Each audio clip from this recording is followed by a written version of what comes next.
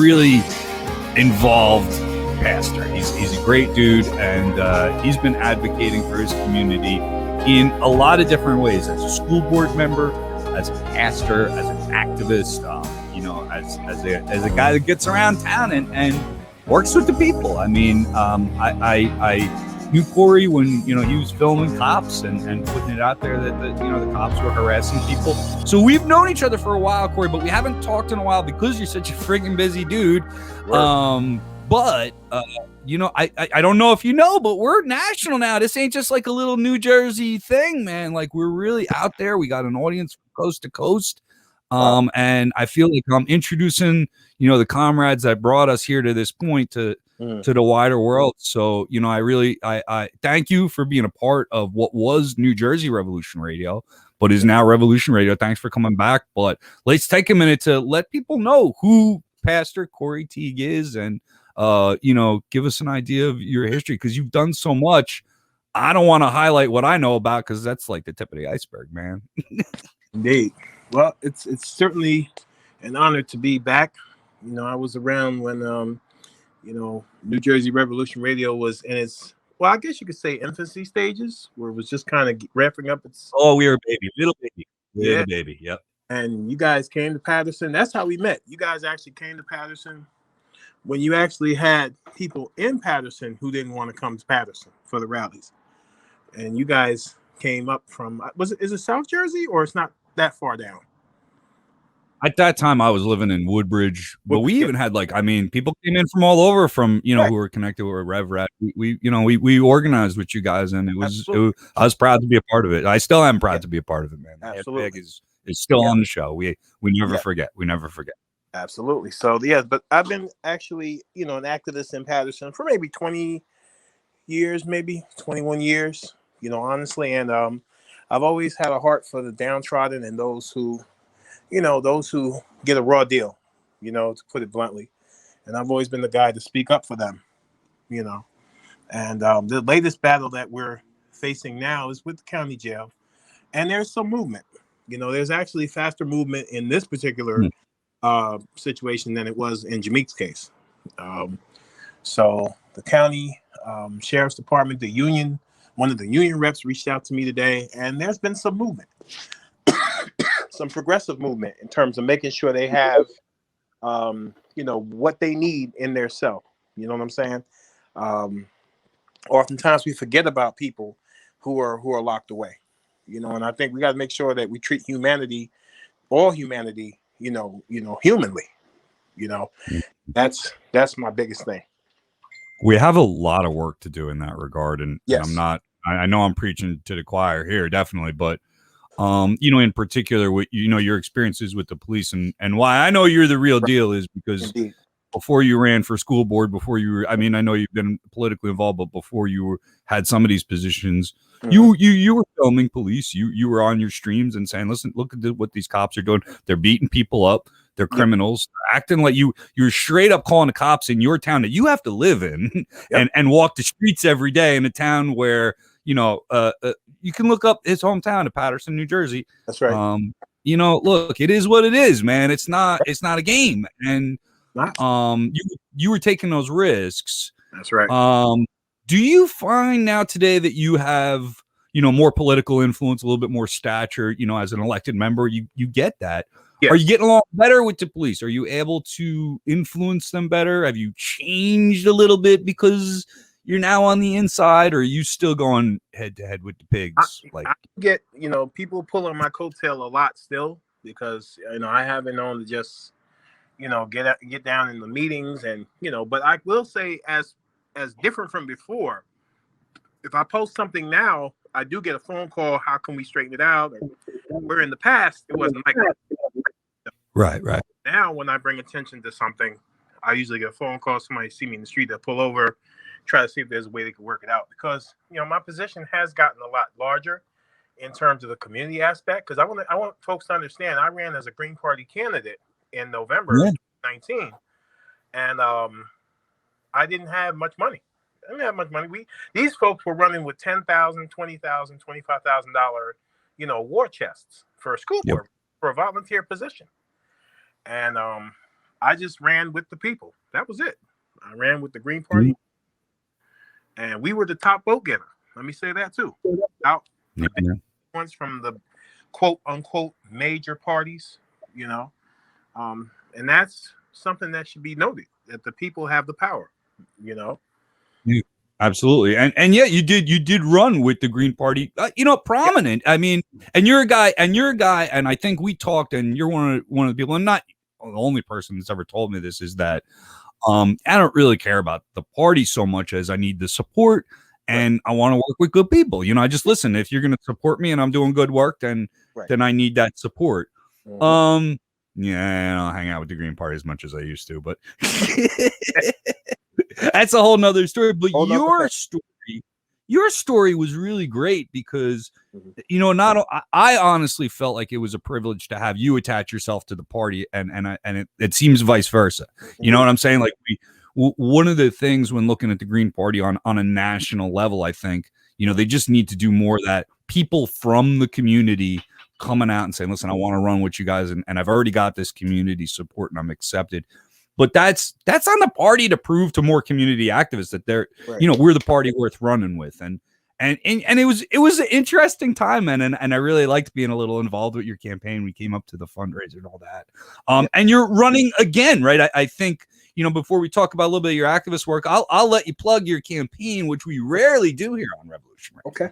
But because you're such a great dude, man. I mean, you're running again for school board again, or what are you trying to do now? I'm actually running for city council at large. Oh boy! Oh boy! Yep. So we're pissed. They're a little deeper now. They're pissed. Yep. You're not staying in your lane, man. Yeah. we're moving in. At large position. Tell me about the city council. Now, on Paterson City Council, it's Faulkner Act town, 9 city council members. Yes. Okay. So 9 city council members, and if you want to know how it works, you look at the Faulkner Act. Everybody figured that out. Right. And you're up for re-election. Are you running as a Democrat, as a Green, as an independent? Have you picked a party? What are you going with an affiliation? I haven't picked a party, but most likely to be independent because people are tired of both parties at this point. I walked up to people not recently who I just overheard them. They were saying all the parties, and the big parties, the 2 major parties that everyone claims is the major parties. They're tired of both of them. So I want to run because if you run under a certain umbrella in either one of those 2 parties, they'll feel like you owe them something. The party bosses, those 2 major, And I've had Democrats, I've had Republicans come to me and try to get me either on either or. And I really told them I want to be able to be the voice for people that are undecided on which party they want to go with, And so, either say, and then to be honest with you, I wouldn't mind going Green again, pushing Green or pushing independent. If you're a Green Party, and you have a lot of people who vote Green, but they're not registered. They're not really registered Green. I've seen people do that. And they vote independently. They want to vote for the write-in candidate because they don't like any of the other options. So we're trying to change that so they don't have to keep voting for write-in candidates. We have candidates that you can rely on. There's been some electoral reform talk in New Jersey, and like getting these lines and stuff. And for our national audience, a good book to read, it would be The Soprano State. Which I really got to reread it. I think I read it back in the day when it first came out. I've forgotten most of it, but I do remember it having an impact on me as, that can't be real. But good read. I saw a little more of it in the coming years, and it's right. It's right. Corey, I know you're with some comrades today, and so I want to make sure we get a chance to talk about your current work, which is always the most important for our activists out there. So. What are you into today? I know you're sitting with some people that have some serious issues. Yes. What's going on over there in Paterson? Today we are still in our mission of making sure that the inmates at Passaic County jail on Marshall Street are receiving proper care, in the midst of this pandemic. There were a lot of issues that I was not made aware of until recently. And when I spoke to several family members and they made me aware, and there's still people inboxing me. It was unbelievable, the situation that's happening in the county. I mean, the union rep does tell me that, they're much better than they were in the past, but we need to make sure that the inmates also have what they need to make sure they're okay in there, whether it's the blankets, and make sure that they have enough heat in there, hot water. You got to make sure they at least have the human rights. That's the problem. That's why I keep saying this is really a human rights issue. When you deny anybody food or water, or you know what I mean, or the necessities that they need to survive every day. So that's really what we've been pushing, and that's hit a soft spot for a lot of political areas, because nobody really wants to delve into, oh well, they're in the county, and but if you technically look at it, they were charged, but they didn't go to trial yet. They're just sitting there. So if you really want to be technical, they're just saying they haven't been formally convicted yet. But regardless, there needs to be some more measures in place, for inmates to make sure that they have, even if it's just the basic things, to make sure that they can function, because that whole system is corrupt. The whole prison system is corrupt, and like I said, it's hitting a soft spot and that we have to tackle. Yeah, it is. I was watching. I happen to flip on the C-SPAN every once in a while. Now that I live in the middle of nowhere, I am forced to learn things from different sources. I've tried to avoid the cable news traps and stuff like that. So I watch C-SPAN, so I kind of get that unfiltered what our government is doing look. And for those of you that are not following these things, there's a bill going through Congress named after George Floyd. And it involves a lot of police reform, and I don't know if you're familiar with this, Pastor Corey, but it takes, one of the biggest things is it takes away the exception for police officers to be sued. I can't remember the legal term off the top of my head. I should have wrote it down, but it takes off this exception that police are special people for some reason, not accountable for their own actions. So, right. And sitting there, and you're talking about, look, these deprived conditions that human beings are put in sometimes, and most of the time their crime is being poor. Let's face it, that's what it is, poor or being on drugs, which is just a medical condition, and you should bring them to the doctor. But what I saw was a lot of mostly Republican. It was divided somewhat along party lines, but mostly Republicans defending the current system, advocating for more money going into the current system, praising law enforcement as honorable and noble people who've never done anything wrong, apparently. They're maybe noted that all of them were white people. So, when you deal with this system, you have to deal with that pushback from the white supremacy that's out there, right? Of course. What do you see? Now, that's on the macro level. Right. I talk about New Jersey, and I say on the micro level, though, you're going to get pushed back. What are you pushing back against? Who are you fighting that you have to convince that human beings need decent meals and some exercise? Right. One of the biggest glaring issues with the prison system in this country is that it's predominantly occupied by Black and brown, men, and in many instances, I think that is a driving force for them to say, let's treat them like animals, or let's make sure they don't even have the bare essentials. You wouldn't see this if you had a prison with predominantly upper echelon, Caucasian inmates. You wouldn't see the type of deplorable conditions that you see in places where we are, where most of the people who look like us. You know what I'm saying? And I still say you're Black, man. You're more of a Black man than me, man. That's what I've always said. But I mean, honestly, it's most that's in there, and that's why I fight so hard, because I know if it was the other way around, it wouldn't be that way. It really would not be that way. But because most of us are there, a lot of times that's where they turn that blind eye. Where Black people are inherently violent, and a lot of it, like you said, has to do with the conditions that surround them: poverty, lack of employment, lack of education, or low quality education, which, in the urban communities, the fight is on with this virtual learning. And there's so much that's stacked against, communities of color, that it should push anybody who's elected official and who's an elected official of color to fight hard to make sure that there's reforms in place, to make sure people get fair treatment when they're in there. You know, they've already been judged. One officer who didn't Yeah. want to be mentioned said, you know, they've already been judged. When they got there, they were already judged. It's not, the officer shouldn't judge them. They should try to be there to make sure while they're there that they have the things that they need. If you're going to punish them if they do something wrong, why don't you make sure they're okay if they're doing right? You know. It doesn't help this. The bottom line, I mean, just talking from a human standpoint, like there's this, I think well, first off, the prison system in this country is just an extension of the slavery system. Indeed. It's what we can get away with today to keep people in bondage based on the color of their skin. So let's the reason why they're starving people, the reason why they're not giving you education, the reason why they're not baby is because it's white supremacy and it's Jim Crow and it's whatever we can get away with today to maintain it. You know, that's what I want people to recognize. We're pushing up against that. We were back here on Revolution Radio and we're talking with Pastor Corey Teague out of Paterson, New Jersey, community activist, Northern New Jersey. So justice for Jameek. I know that that was, we touched on it a little bit.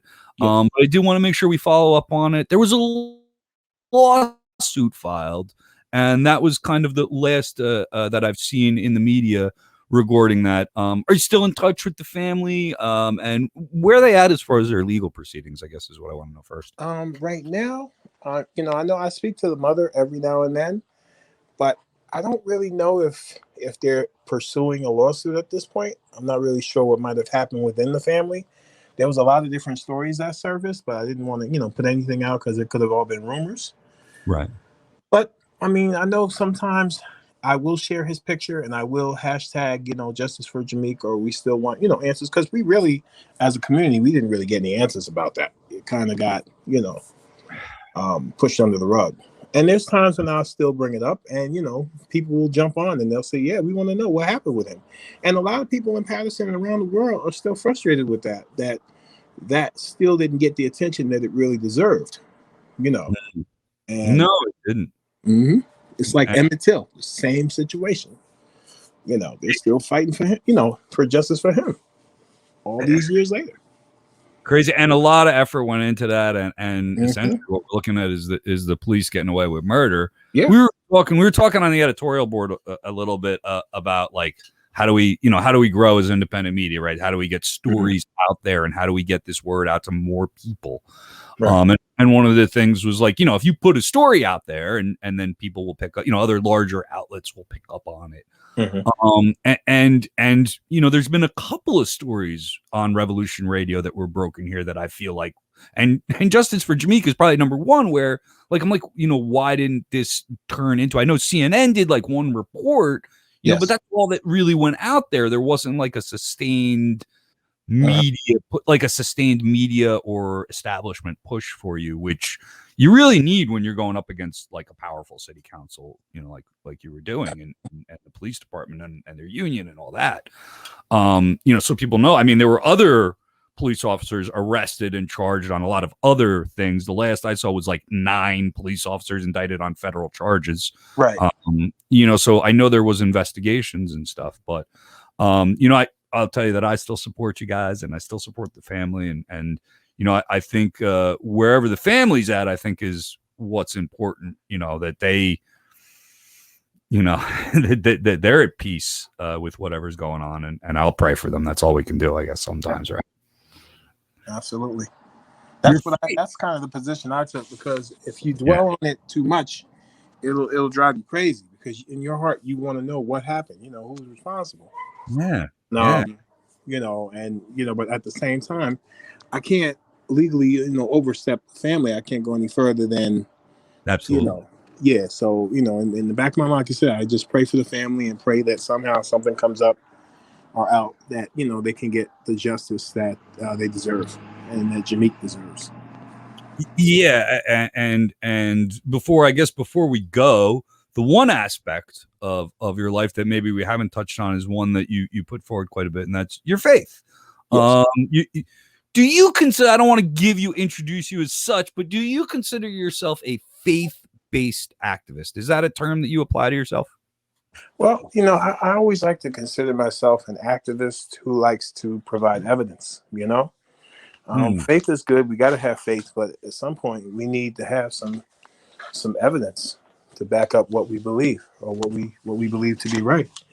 So as an activist, I try to take that belief and make sure I can provide some factual information so it doesn't become, strenuous.